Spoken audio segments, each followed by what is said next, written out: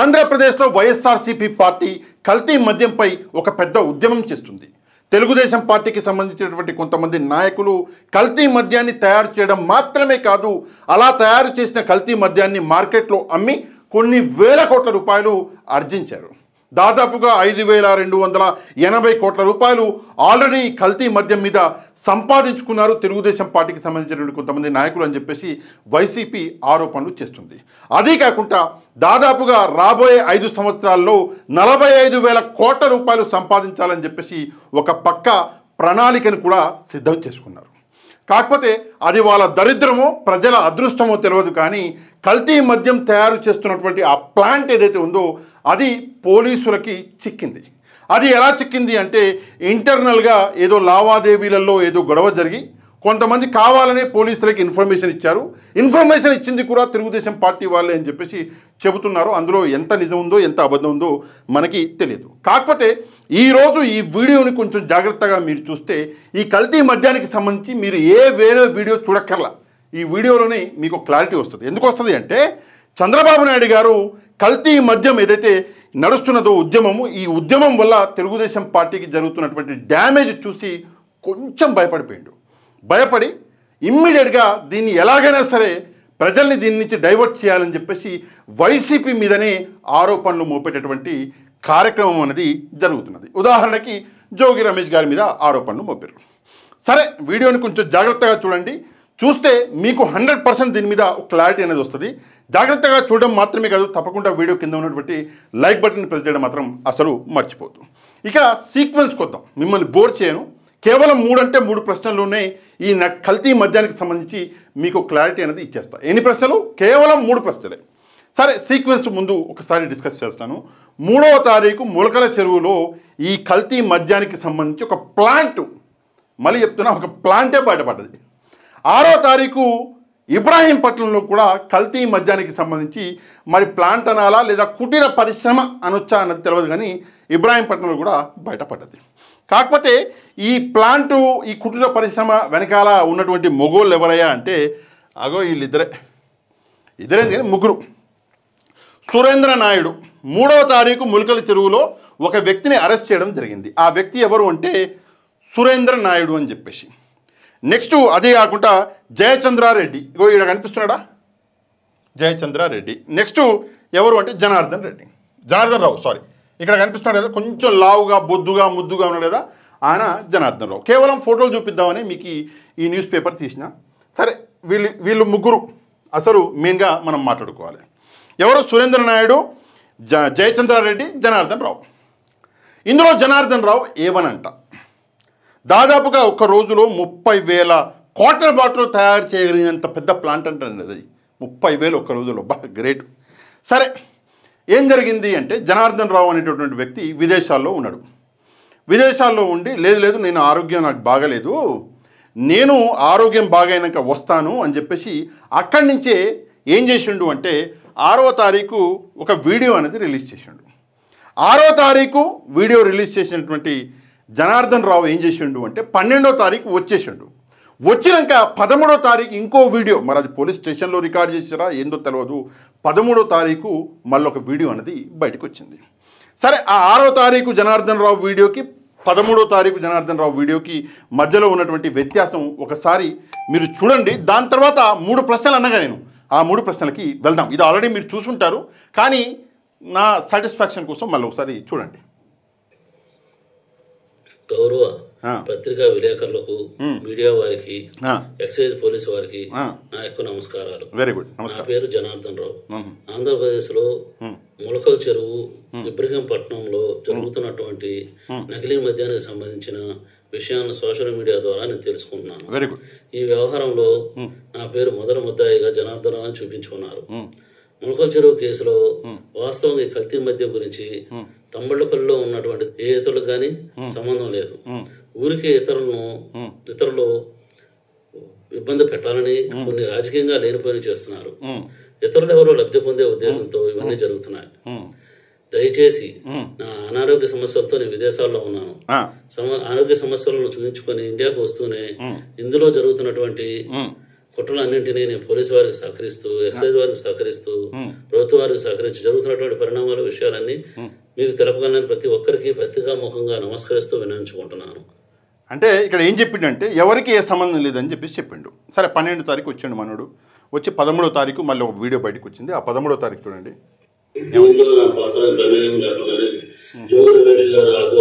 జోగి రమేష్ గారు గవర్నమెంట్ లో ఉన్నప్పుడు కూడా తెచ్చుకొని చేశాను సార్, బయట నుంచి తెచ్చుకొని.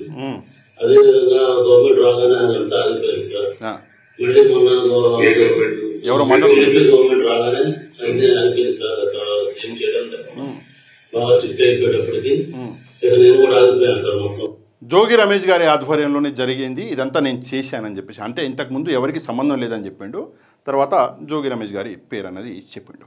కాకపోతే 3వ తారీఖు ములకల చెరువులో పట్టుబడ్డటువంటి ఈ మద్యం ప్లాంటు అక్కడి నుంచి మొదలైనటువంటి ప్రయాణం 13వ తారీఖు వరకు, అంటే ఈయన మొన్న వచ్చి పోలీస్ స్టేషన్లో కూర్చొని ఈ వీడియో చేసేంత వరకు ఏం జరిగింది, కొన్ని విషయాలు జరిగినాయి. ఏం జరిగింది అన్నది ఇక్కడ మీకు చూపించాలి నేను. ఉదాహరణకి ఏంటంటే ఇక్కడ చూడండి, చాలా ముఖ్యమైనటువంటి విషయం. ఎక్కడ ఇది ఏం జరిగింది అంటే ఇమ్మీడియట్గా తెలుగుదేశం పార్టీ ఈ ఇద్దరు మొగోళ్ళని సస్పెండ్ చేసింది. ఎవరి ఇద్దరు మొగోళ్ళు అంటే ఇక్కడ మీకు కనిపిస్తుంటుంది. తెలుగుదేశం పార్టీ జాతీయ అధ్యక్షుడు ముఖ్యమంత్రి శ్రీ నారా చంద్రబాబు నాయుడు గారి ఆదేశాల మేరకి కల్తీ మద్యం కేసులో ఆరోపణలు ఎదుర్కొంటున్న టీడీపీ నాయకులు దాసరిపల్లి జయచంద్రారెడ్డి, కట్టా సురేంద్ర నాయుడులని తెలుగుదేశం పార్టీ నుంచి తొలగించారు. ఓకే, దాని తర్వాత ఈనాడులో ఒక ఆర్టికల్ అనేది వచ్చింది. కల్తీ మద్యం వ్యవహారంలో ఆరోపణలు ఎదుర్కొంటున్న తదేపా నాయకుల సస్పెన్షను అని చెప్పేసి. దాని కింద ఆంధ్రజ్యోతిలో, ఏబిఎన్ ఆంధ్రజ్యోతిలో ఒక ఆర్టికల్ వచ్చింది. ఈ ఆర్టికల్ చాలా ఇంపార్టెంట్, దీన్ని కొంచెం జాగ్రత్తగా మీరు చూసుకుంటే. ఈ డ్రైవర్ ఉన్నాడు, ఎవరి డ్రైవర్ అంటే ములక చెరువు మద్యం కేసులో అరెస్ట్ అయిన జయచంద్రారెడ్డి ఎస్కాట్ వాహన డ్రైవరు A21, ఏం పేరు అంటే అష్రఫ్. ఈ అష్రఫ్ అనేటటువంటి వ్యక్తి ఒక స్టేట్మెంట్ ఇచ్చిండు. ఏమి ఇచ్చిండు అంటే, నేను బ్లాక్ స్కార్పియోలో తీసుకెళ్ళి ఈ మద్యం బాటిల్ని బెల్ట్ షాప్లకు అమ్మేవాడిని అని చెప్పేసి ఇక్కడ ఒక స్టేట్మెంట్ అన్నది ఇచ్చిండు. దాంతోపాటు ఈనాడులో ఇక్కడ పక్కన ఇంకో స్టేట్మెంట్ ఉంది. ఏంటి వేళ్ళన్నీ జయచంద్రారెడ్డి వైపే అని చెప్పేసి ఇక్కడ చూపిస్తాం. అంటే క్లారిటీగా నేనేం చెప్పాలనుకుంటున్నా అంటే 13వ తారీఖు ఈ వ్యక్తి జనార్దన్ రెడ్డి స్టేట్మెంట్ ఇచ్చేంత వరకు జోగి రమేష్ గారి పేరు ఎక్కడ లేదు. ఎవరి పేరుంది? జయచంద్రారెడ్డి. తమ్మలపల్లి ఎవరైతే టికెట్ అక్కడి నుంచి తీసుకొని ఓడిపోయినటువంటి వ్యక్తి ఈ జయచంద్రారెడ్డి. ఈయన వైపే అన్ని వేళ్ళు ఉన్నాయి. ఈయన చేసినటువంటి తప్పు ఇదని చెప్పేసి వాళ్ళ కరపత్రికలు ఏబిఎన్, ఈనాడు రెండు కూడా రాసుకొచ్చినాయి. దాని తర్వాత ఏం జరిగింది అంటే తెలుగుదేశం పార్టీ కూడా కొన్ని ట్వీట్లు చేసింది. ఇక్కడ డేట్లతో సహా మీకు చూపిస్తా. ఇబ్రాహీంపట్నంలో ఈ కల్తీ మద్యం దొరకంగానే తెలుగుదేశం పార్టీ ఒక ట్వీట్ చేసింది. ఈ ట్వీట్లో ఏమని రాశారు అంటే చాలా ముఖ్యమైనటువంటి విషయం. తంబలపల్లి నకిలీ మద్యం కేసులో A1 జయచంద్రారెడ్డి, వైసీపీ మాజీ మంత్రి పెద్దిరెడ్డి రామచంద్రారెడ్డికి అత్యంత సన్నిహితుడు. సరే, మొత్తం నేను చదవను. అంటే పెద్దిరెడ్డి గారిని ఇందులోకి లాగేటటువంటి ప్రయత్నం అనేది చేశారు. దాని తర్వాత పక్కనే ఇంకోటి తెలుగుదేశం పార్టీ ట్వీట్ ఉంది. తంబలపల్లి నకిలీ మద్యం కేసులో జయచంద్రారెడ్డి వైసీపీ మాజీ మంత్రి పెద్దిరెడ్డి రామచంద్రారెడ్డికి అత్యంత సన్నిహితుడు అని చెప్పి రాసి కింద ఇంకా సుత్తి అనేది కొట్టారు. అంటే క్లారిటీగా చెప్పాలంటే 3వ తారీఖు ములకల చెరువులో పట్టుబడ్డ మద్యం తర్వాత, 6వ తారీఖు ఇబ్రాహీంపట్నంలో పట్టుబడ్డ మద్యం తర్వాత అసలు తెలుగుదేశం పార్టీ ఈ ఏదైతే ఎల్లో మీడియా ఉందో అసలు ఈ విషయం మీద మాట్లాడలే. 3వ తారీఖు నుంచి దాదాపు 13వ తారీఖు వరకు అసలేం మాట్లాడలే.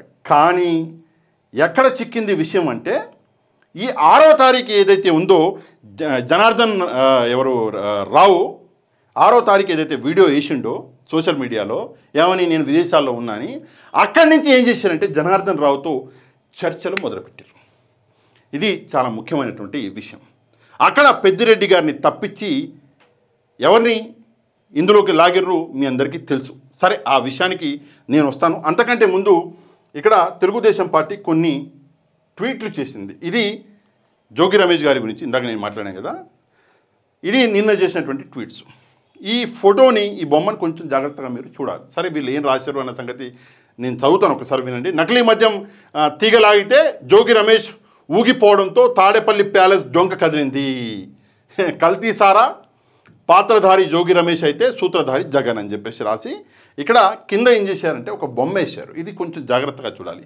నకిలీ మద్యం దొంగ దొరికేశాడు, అసలు దొంగ జోగి రమేష్, వెనుకుండి నడిపించిన బిగ్ బాస్ జగన్ అని చెప్పేసి ఒకటి రాశారు. సరే, దాని కింద ఇంకేమైనా ఉందా చూస్తే, జోగి వారి సమర్పణలో ఏంటి, సందింటి వారి సారా. సందింటి అంటే వైఎస్ జగన్మోహన్ రెడ్డి గారి పేరులో ఎస్ అంటే సందింటి, కాబట్టి సందింటి వారి సారా అని చెప్పేసి ఇక్కడ ఒక ఫోటో. ఇక్కడ జోగి రమేష్ గారు, ఇక్కడ జగన్మోహన్ రెడ్డి గారు, మధ్యలో మద్యం బాటిల్ ఒకటి కనిపిస్తుంది.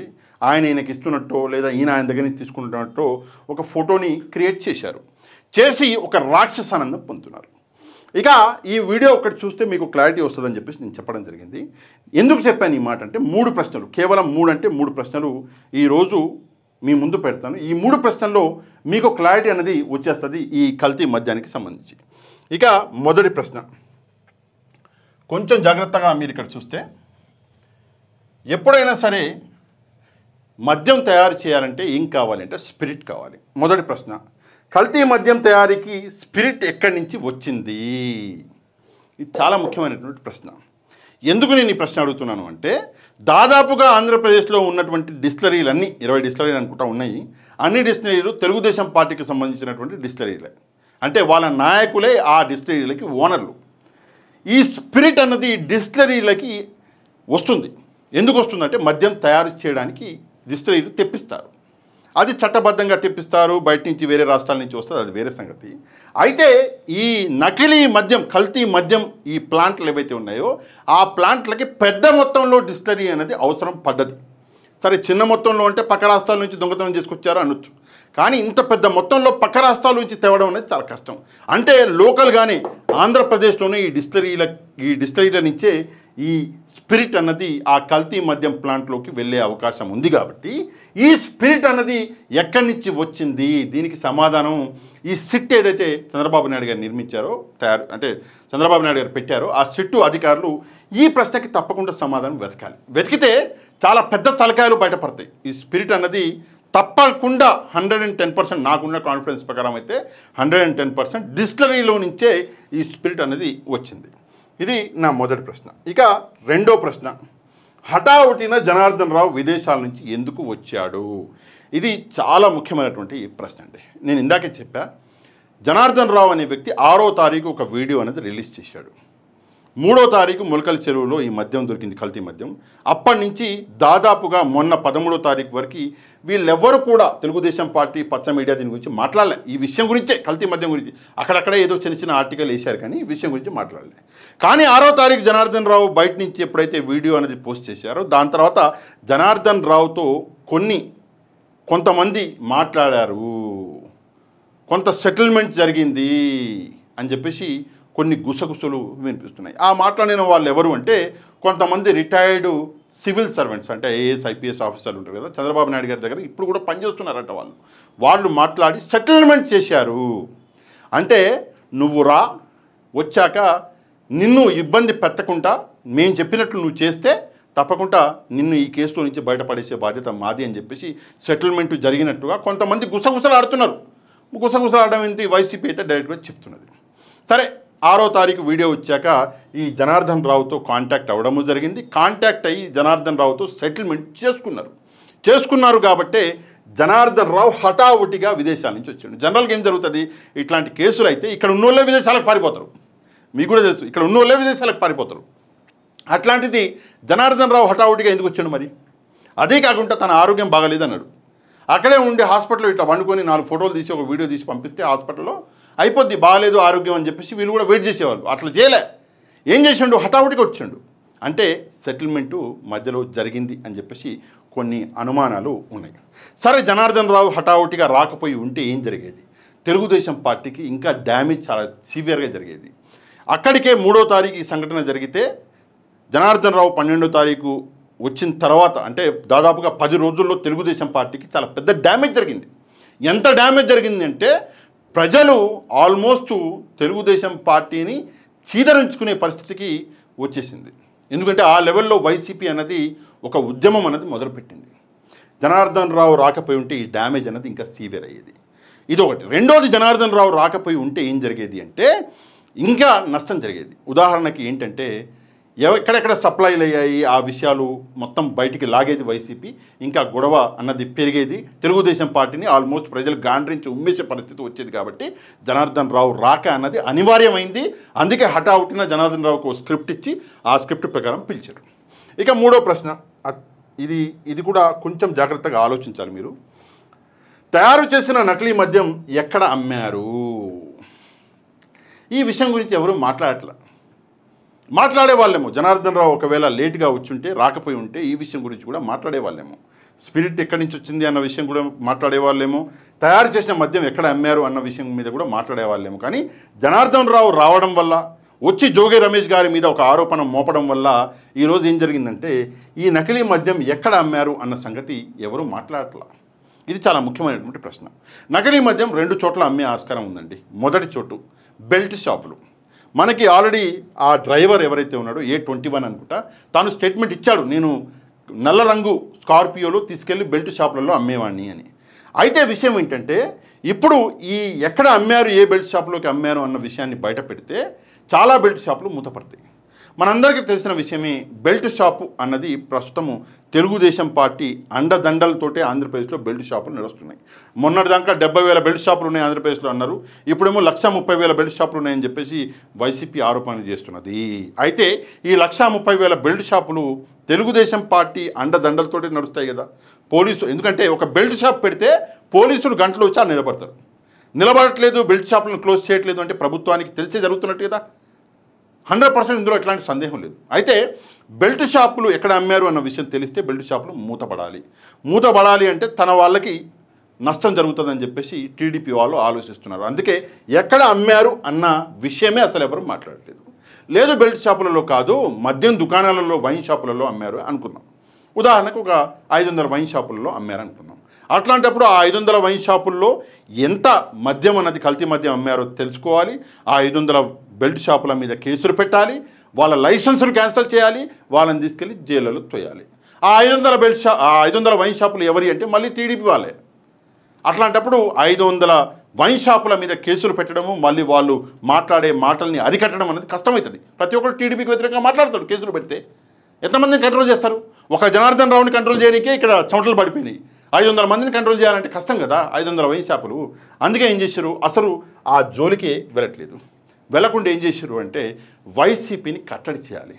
వైసీపీలో మాట్లాడుతున్నటువంటి కొందరు, లేదా వైసీపీ పార్టీ తరఫున మాట్లాడుతున్నటువంటి నాలాంటి వాళ్ళని కంట్రోల్ చేయాలని ఏం చేశారంటే ఇక్కడ ఒక వ్యక్తిని తీసుకొచ్చారు. ఎవరు ఆ వ్యక్తి అంటే మీ అందరికీ తెలిసిన వ్యక్తే జోగి రమేష్ గారు.